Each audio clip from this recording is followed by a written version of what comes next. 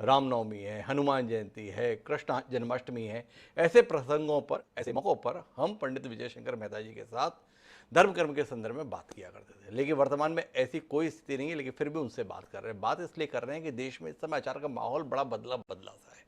बिहार के शिक्षा मंत्री के द्वारा रामचरितमानस को लेकर कुछ प्रतिकूल टिप्पणियां की गई। उसके बाद वो आवाज़ उत्तर प्रदेश तक पहुंच गई। स्वामी प्रसाद मौर्य एक बड़े नेता हैं, उन्होंने भी रामचरितमानस को लेकर सवाल उठा दिए।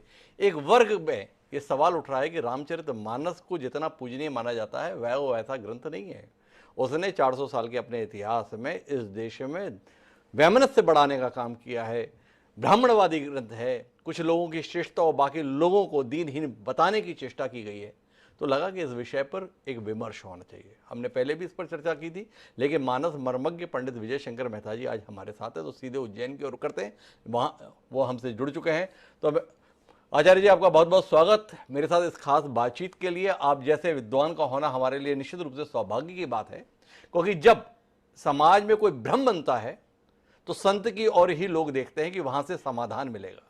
तो आज आपको भी हमने याद समाधान के लिए किया है।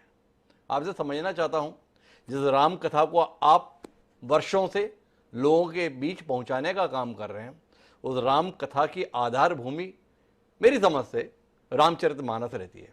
उस रामचरितमानस को लेकर समाज के एक वर्ग में ये टिप्पणी उठ रही है, ये ठीक नहीं रहे। इसके अंतर्गत जो बातें कही गई हैं वो समाज के लिए हितकर नहीं है। ये जो बातें कही गई हैं वो समाज में समता बढ़ाने वाली नहीं, बल्कि वैमनस्य बढ़ाने वाली है। तो आपने तो इसका इतना अध्ययन, मनन, चिंतन सब कुछ किया है, ठीक कह रहे हैं लोग? पहली बात तो यह है कि इस समय हमारे देश में कुछ लोग चर्चा में रहने चाहते हैं, चाहे वो राजनेता हो, समाज सेवक हो। तो उनको लगता है कि चर्चा में रहने के लिए कोई भी एक ऐसी बात उछाल दी जाए और तुरंत लोग लपक लेते हैं। जी तो मुझे ऐसा लगता है कि जो कुछ भी उन्होंने कहा है, जिनका आप बोल रहे हैं, जी चाहे वो बात बिहार में हुई, यूपी में हुई, इन लोगों को मालूम होगा अच्छी तरह कि रामचरितमानस है, उसका कोई जोड़ नहीं है। और भारत की संस्कृति अगर आज जिस रूप में है ना, जी उसमें तुलसी का योगदान है। और तुलसीदास जी कोई सामान्य कवि तो थे नहीं, वो तो मनोवैज्ञानिक ऋषि थे। जी उन्होंने एक एक पंक्ति बड़ी सोच समझ के लिखी है। तो मैं जब ये प्रकरण सुनता हूँ, जी मुझे तो लगता है कि हमें स्पष्टीकरण देने की जरूरत भी क्या है। जी इन लोगों ने सिर्फ अपना प्रचार प्रसार करने के लिए, कुछ लोगों की चर्चा में हमारा नाम आ जाए तो बात उछाल दी, जी और बस अब उसी का हल्ला चल रहा है। बात तो तो आपकी मुझे ठीक है कि लोग चर्चाओं में आने के लिए इस प्रकार की बातों को उछाल देते हैं, लेकिन कुछ लोग जिम्मेदार पदों पर बैठे हुए हैं और वो बात भी उदाहरण सहित कर रहे हैं। वो हवाला दे रहे हैं कि देखो कैसी चौपाई लिखी है। और चौपाई के अंतर्गत वो प्रसंग जो आपको सबसे पसंदीदा है रामचरितमानस का, सुंदरकांड, जिस पर आपकी व्याख्या सुनते हुए हम भी भाव विभोर हो जाते हैं, उसी का हवाला देते हुए वो कहते हैं, और जिसके संदर्भ में बात कहते हैं कि ढोल गवार शूद्र पशुनारी ये सब हैं ताड़न अधिकारी, और इसका हवाला देते हैं कि देखो ये सोच, ये दृष्टि, ये समझ, कैसे इसे पूजनीय ग्रंथ माना जा सकता है। भैया, मुझे ऐसा लगता है कि इस चौपाई पे ये कोई आज बात हुई ऐसा नहीं है, ध्यान दीजिएगा। ये जी इस चौपाई को लेके पहले ग्रंथ की प्रतियां भी जलाई गई, सालों पहले, 30-40 साल पहले जी आंदोलन हुए। फिर विद्वानों ने जवाब दे दिया, भक्तों ने अपने ढंग से जवाब दे दिया। तो इस चौपाई का तो जितना हल्ला होता रहा है, उतने जवाब भी बहुत अच्छे आते रहे।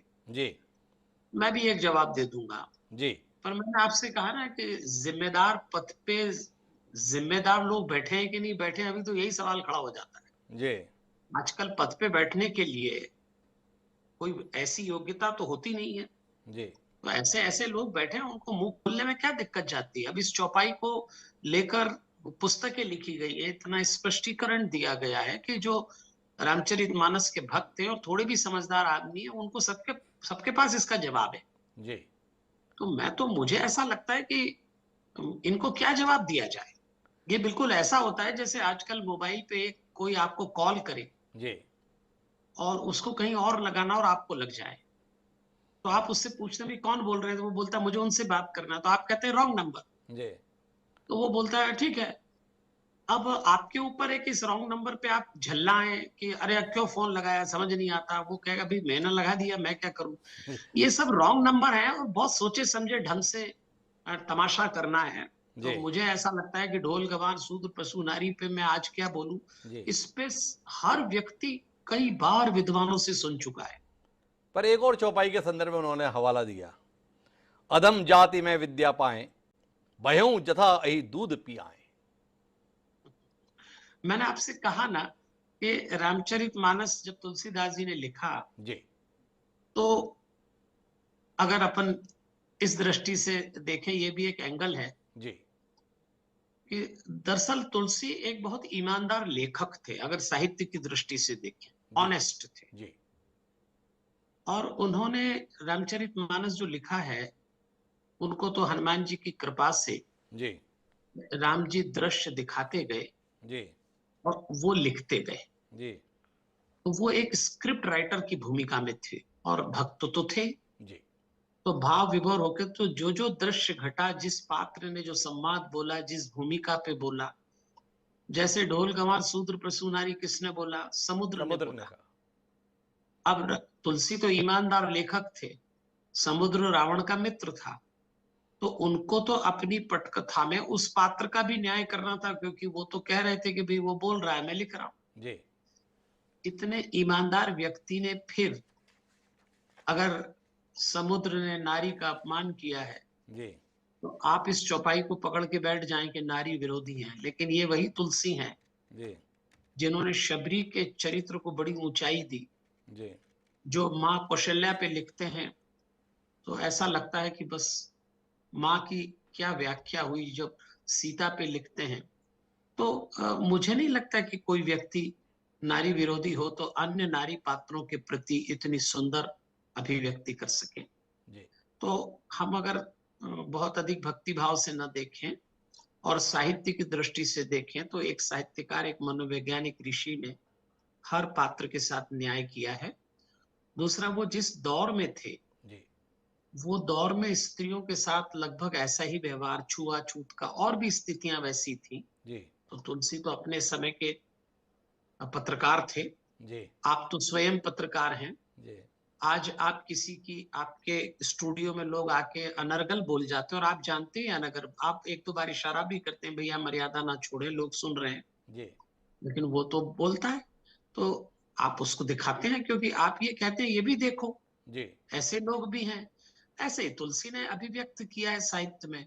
जी। तो ऐसे लोगों को सूझ पड़ी होगी कि बहुत दिन से चर्चा में नहीं है, चलो यही जुमला उछाल दें। तो इसका सबका कोई मेरे हिसाब से तो कोई तो मतलब फिर नहीं जाके है कि आप इस संदर्भ में बताएं कि रामचरितमानस को लेकर आक्षेप है इन कुछ लोगों का कि इसने सामाजिक वैमनस्यता को बढ़ावा दिया। एक आप बात। इसके ना इत्तेफाकी रखते हैं?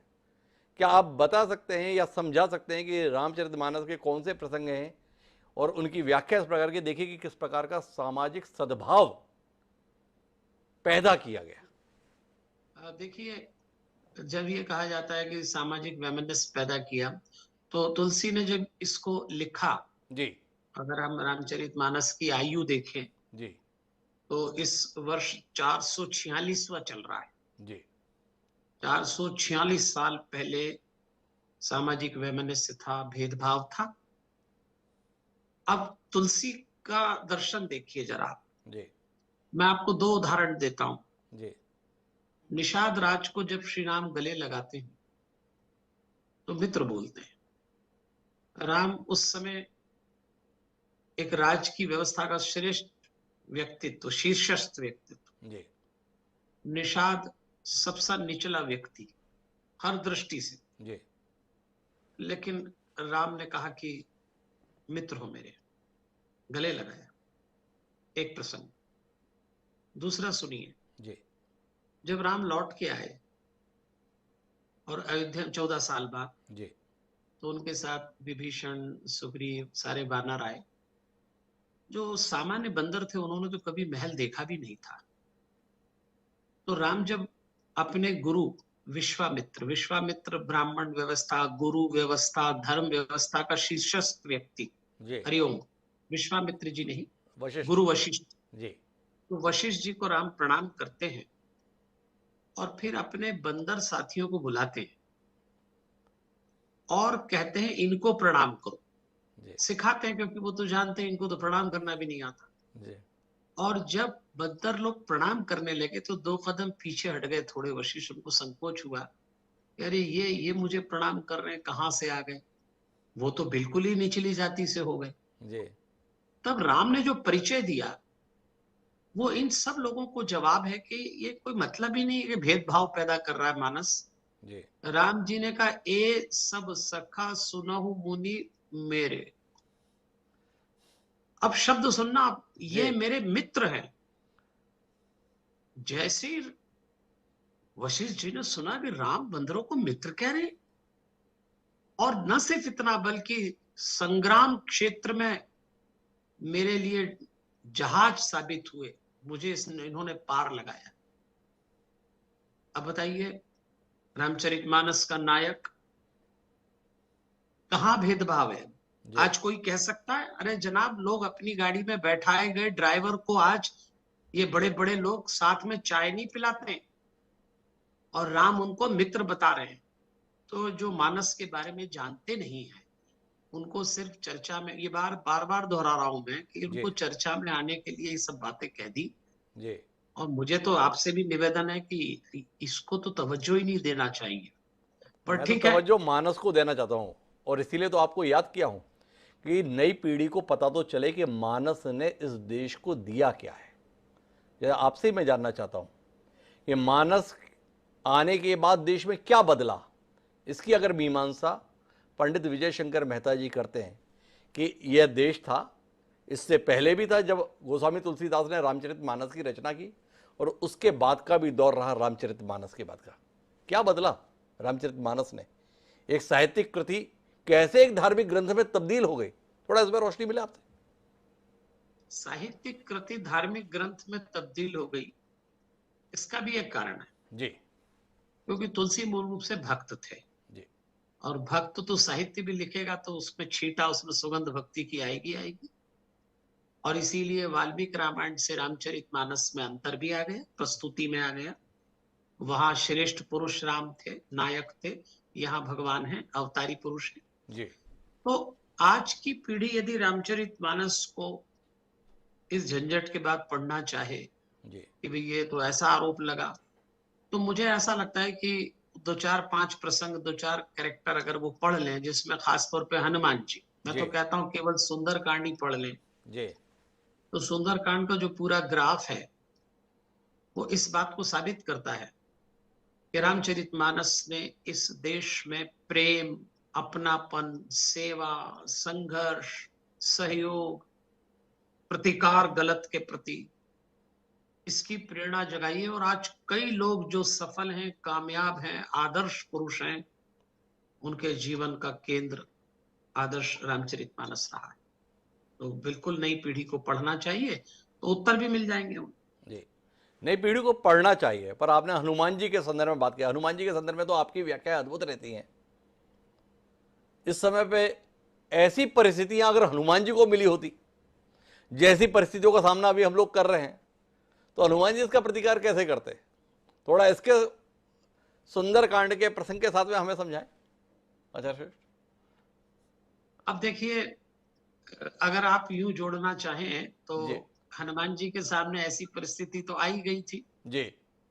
क्योंकि जब वो सुंदरकांड में लंका में गए, जी। तो उसके पहले हनुमान जी को कोई नहीं जानता था। भगोड़े राजा सुग्रीव के केवल मंत्री मात्र हनुमान जी की पहचान थी। जी। हनुमान जी को राम जी ने अवसर दिया कि भाई ये मुद्रिका ले जाओ और सीता जी को संदेश देना और थोड़ा जानकारी निकाल के लाना। अब देखिए, हनुमान जी एक रात में सुंदरकांड में जब गए, जी। 100 योजन का समुद्र, लंका में जो कुछ भी उन्होंने किया, और जब लौट के आए तो सारी दुनिया रामदूत के नाम से जानने लगी। जी। तो पहली बात तो हनुमान जी ने ये सिखाई कि अवसर जीवन में बार बार नहीं मिलते।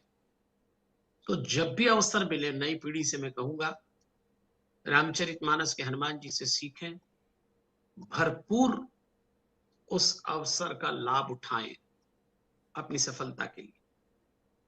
और हनुमान जी के सामने वही स्थितियां थी कि वही रावण, पहली बार हनुमान जी ने रावण को जब देखा, जी वैसे तो सोते हुए देखा था पहली बार, पर जब बातचीत करते देखा तो वो सीता जी से अपशब्द कह रहा था। जी बस यही अपशब्द है जो आज दूसरे लोग कह रहे हैं। जी रावण मर गया व्यक्ति, जी रावण जिंदा है वृत्ति। तो जिस किसी के भीतर का रावण अंगड़ाई लेगा, वो किसी के भीतर भी, आज जिन लोगों ने रामचरितमानस के लिए जो भी बोला है, उनने नहीं बोला, जी उनके भीतर के रावण ने अंगड़ाई ली और बाहर के शब्द असंतुलित हो गए, अनुचित हो गए। जी बस तो रावण ने तुरंत सीता जी से जो बातचीत की, तो हनुमान जी ने पहली बार सोचा कि भाई मैंने सुन रखा है ये विश्व विजेता इतना पढ़ा लिखा है, इसको एक नारी से बातचीत करने का ढंग तो ही नहीं आता, तो किस बात का विद्वान है ये। अब ये पहला परिचय, आज ऐसे ही लोग दिखते हैं।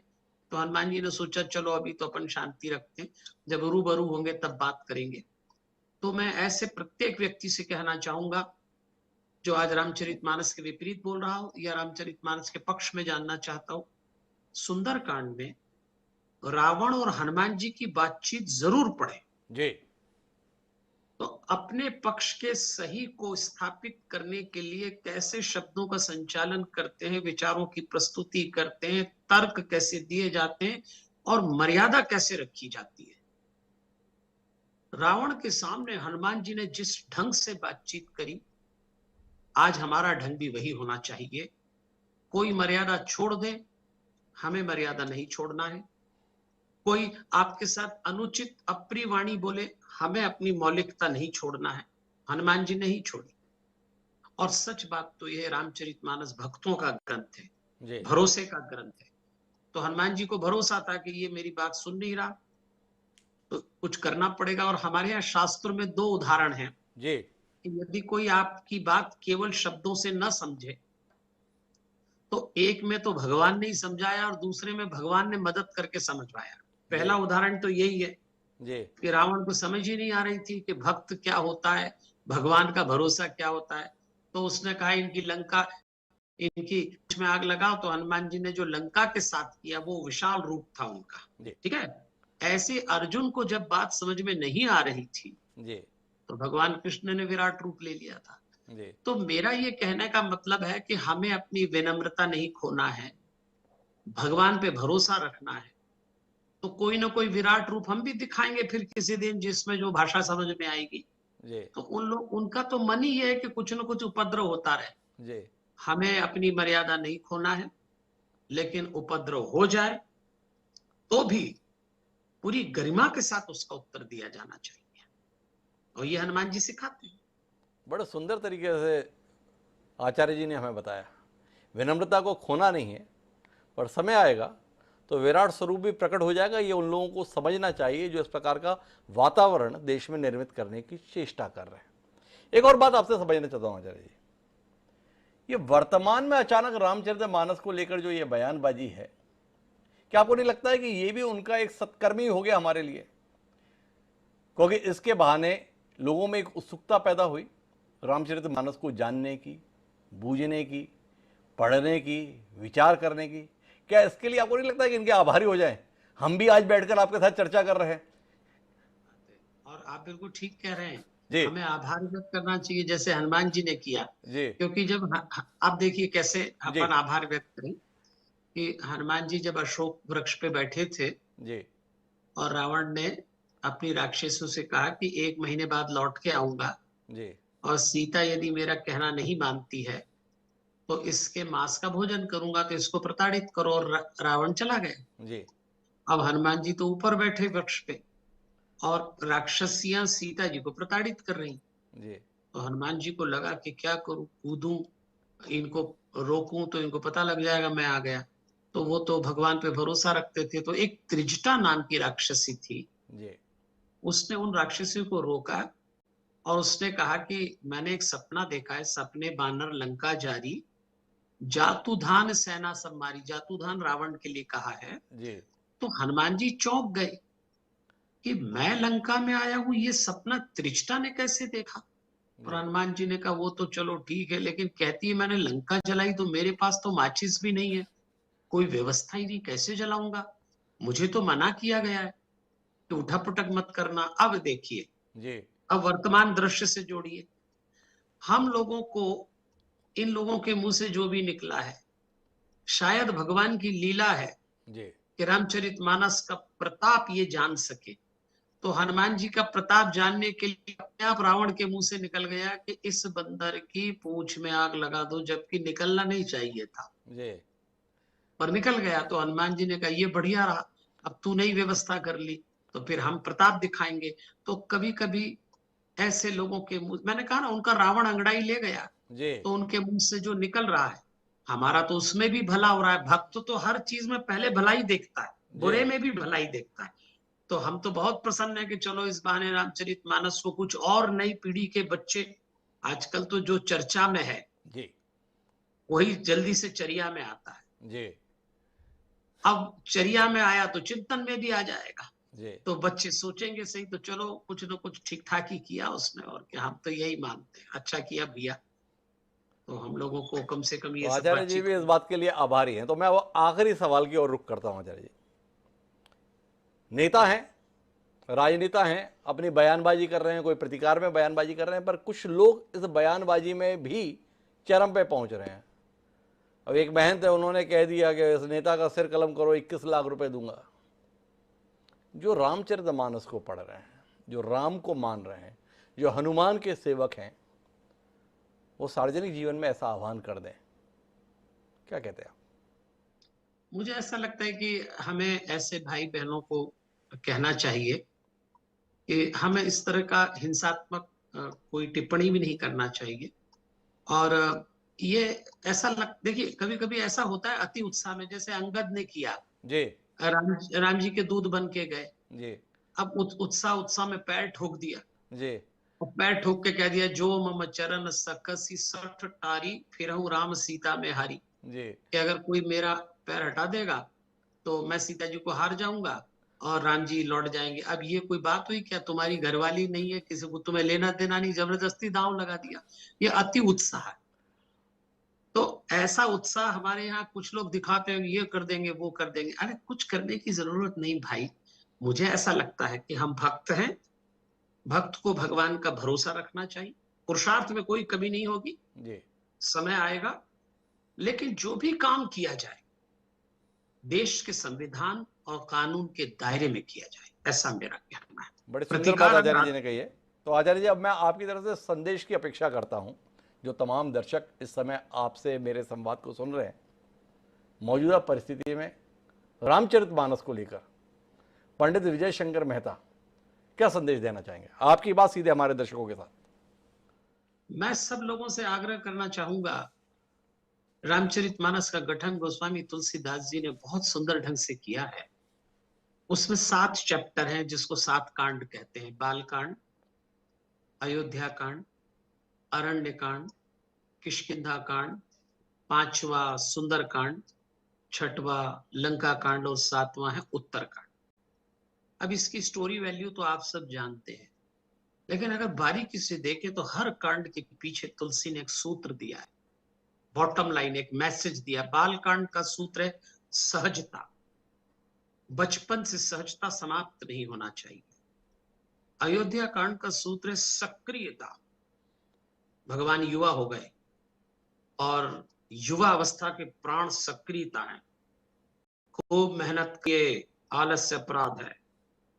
तीसरा कांड आता है अरण्य कांड, जिसमें भगवान वन को गए।